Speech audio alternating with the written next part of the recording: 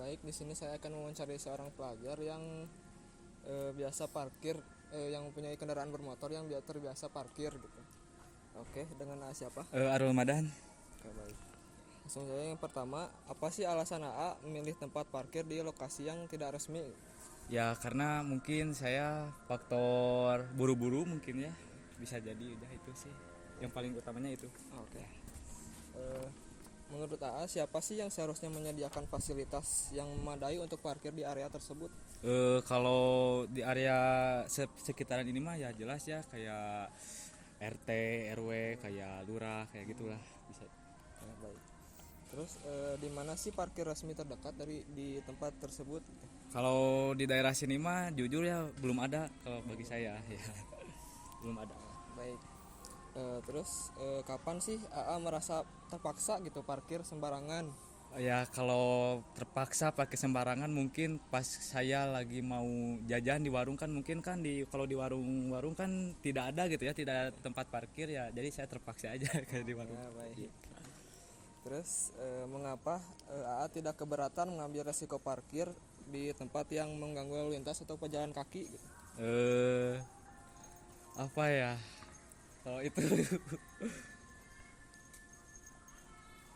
itu masih formalitas sih ayah, saya juga bingung. Yang terpaksa mungkin Iya ya, terpaksa yang aja terpaksa karena juga. mungkin ya gak ada jalan lain gitu mungkin ya Ya, ya. buat itu. Terus yang terakhir, bagaimana sih perasaan AA jika ada warga sekitar yang terganggu akibat adanya parkir sembarangan ini? Oh iya, ya saya pastilah saya juga ikut resah ya, soalnya kan jalan-jalan pasti kehalang ya karena parkir yang sembarangan, terus juga ngeganggu fasilitas kayak mengganggu penjalan-penjalan juga, ya itu sih resah aja sih ya. Oke, Ya. baik. Terima kasih ya, Ya. udah ngeluangin waktunya. Ya. Nuhun, A. Ya. Saya di sini akan mewawancarai seorang pemilik warung ya, dengan nama siapa, A? Rian Nur Hidayat. Ya, baik. Yang pertama, apa sih dampak paling nyata dari adanya orang-orang yang parkir sembarangan di depan warung Anda? Nah, orang-orang tersebut terkadang parkir sembarangan di depan warung ya.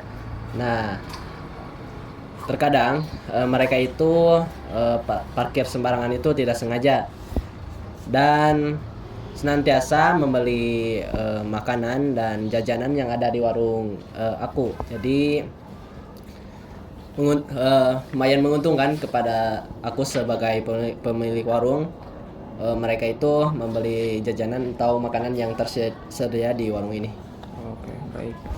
Terus siapa sih yang lebih sering parkir di depan warung Anda? Apakah pelanggan Anda sendiri atau orang yang tujuannya bukan ke warung Anda? Kalau kebanyakan dilihat itu masih pelanggan saya. Jadi mereka itu parkir di depan warung untuk membeli barang-barang yang ada di warung dan memenuhi kebutuhan yang dia inginkan. Baik. Terus di mana sih lokasi yang sesuai bagi pelanggan Anda untuk parkir tanpa mengganggu lalu lintas atau pejalan kaki? Kalau menurut saya sih di tepian bahu jalan agar tidak mengganggu lalu lintas yang ada. Oke. Terus kapan sih biasanya penumpukan parkir sembarangan ini paling sering terjadi di depan warung Anda? Kalau sering terjadinya itu mungkin ketika anak-anak sekolah pulang ya, pada waktu sore banyak orang-orang yang berlalu lintas, jadi terjadilah penumpukan lalu lintas di lokasi ini. Oke, baik. Terus mengapa sih Anda membiarkan motor tersebut parkir di depan warung Anda? Saya biarkan kalau motor tersebut tidak mengganggu lalu lintas. Kalau mengganggu lalu lintasnya, saya akan memberitahu mereka bahwa harus pindahkan motor tersebut ke bahu jalan yang lain. Gitu. Baik, terus yang terakhir, bagaimana Anda mengelola atau mengatur area parkir di depan warung Anda agar tidak mengganggu pejalan kaki atau lalu lintas? Kalau menurut saya mengatur parkir di depan warung itu harus simetris, jadi di pinggir pinggir jalannya, gak terlalu di tengah, begitu. Gitu. Baik, terima kasih sebelumnya. Sama-sama. Baik, di sini saya akan mewawancarai warga sekitar yang mengalami gangguan akibat adanya parkir sembarangan ini. Oke, baik Pak, dengan Bapak siapa? Pak Dodo. Yang pertama, apa sih gangguan utama yang Bapak rasakan akibat adanya parkir sembarangan di sini, Pak? Ya, kalau parkirnya tertib dan tidak mengganggu arus lalu lintas gitu ya, tidak apa-apa. Tapi kenyataannya emang bukan yang kegiatan puskit aja, ada anak-anak yang parkir selain kegiatan puskit gitu ya, suka ada yang parkir juga di sini. Jadi nah itu nyimpennya seenaknya gitu, jadi tidak mempertimbangkan kalau ada mobil lewat itu akan menghalangi gitu. Jadi banyak kejadian mobil nggak bisa lewat gitu, balik lagi, kasihan juga kan. Jadi itu sangat mengganggu. Kalau nyimpennya tertib gitu ya, jadi karena mereka mungkin mempertimbangkannya cukup, padahal mah menghalangi gitu kan. Mereka kadang-kadang mungkin tidak biasa nyetir mobil misalnya gitu ya, jadi nggak tahu bahwa kalau menghalangi posisinya begitu itu akan menghalangi arus gitu ya. Jadi kalau selama parkirnya tertib dan saya kira tidak apa-apa selama tidak. Tapi kadang-kadang saya sendiri mobil di sini depan tuh, kalau saya mau keluar gimana? Nggak bisa kan? Mereka kan nggak mikir gitu kalau mobilnya akan keluar gitu ya. Nah jadi harus mempertimbangkan seperti itulah. Jadi pertamanya harus tertib, punya perhitungan bahwa ini akan menghalangi gitu ya. Itu aja kayaknya. Terus Pak, yang kedua, siapa yang paling sering Bapak lihat jadi korban dari parkir yang sembarangan itu? Ya, bisa tamu yang masuk, bisa penduduk di sini yang mobilnya yang mau keluar gitu ya. Lalu di mana titik yang paling sering yang terkena dampak parkir sembarangannya, Pak? Nah ini yang paling sudut nih di sini. Sebelah sini ya, Pak? Jadi sebelah, makanya dihalangin sama pot karena mereka mikirnya lurus dengan sejalur dengan jalan itu aja, kan mobil nggak bisa lewat karena terhalang oleh. Jadi makanya itu dipasang, ada yang masang pot ya itu. Jadi itu batas yang begitu. Terus kapan sih parkir sembarangan ini paling sering mengganggu gitu? Ya Waktunya, Pak? Waktunya ya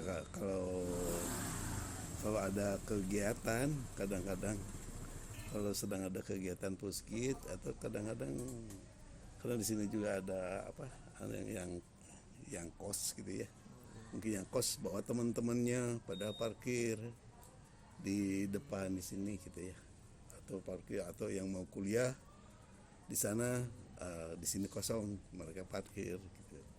Jadi sini campur gitu, kadang-kadang ada kegiatan puskit, apalagi tambah lagi yang suka parkir, yang mungkin yang kuliah juga gitu, parkir juga di sini.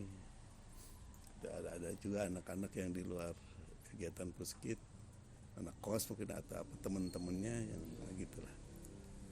Terus menurut Bapak kenapa meski udah teguran gitu, parkir sembarangannya itu masih terus terjadi gitu di sini? Ya karena kalau tidak diingatkan kayaknya gitu ya, ini kan oleh pengurus di sini mungkin. Jadi kalau nggak diingatkan ya itulah, mereka itu lupa gitu mungkin ya. Oh iya, nah jadi harus selalu diingatkan karena yang datang itu bukan itu aja orangnya kan, bergantian. Ini dari jurusan apa, nanti ada jurusan atau apalah gitu ya, kelompok atau apa gitu ya, beda-beda gitu kan. Mereka oh iya baru, jadi bukan satu di puskit itu kan kegiatan bukan satu ini aja gitu ya, apa disebutnya kelompok apa gitu ya. Iya, Pak. HMI misalnya, terus ada. Terus satu lagi, Pak, bagaimana sih solusi yang paling efektif menurut Bapak untuk menertibkan parkir di lingkungan ini? Ya solusi ini kan tempatnya terbatas gitu ya. Jadi kalau mau ada kegiatan ya parkirnya tetap aja di kampus gitu ya, kecuali kalau emang di sini nggak ada yang kosong. Kalau udah kelihatan penuh ya parkirnya harus di kampus gitu ya, Ya. sebaiknya begitu kayaknya. Karena di sini juga kan terbatas ya, masing-masing ada jalan keluar, tetangga sebelah sana mungkin ada mau keluar, nggak bebas gitu, nggak luasa mau keluar gitu. Oke. Sebelumnya makasih ya Pak udah di Enggak.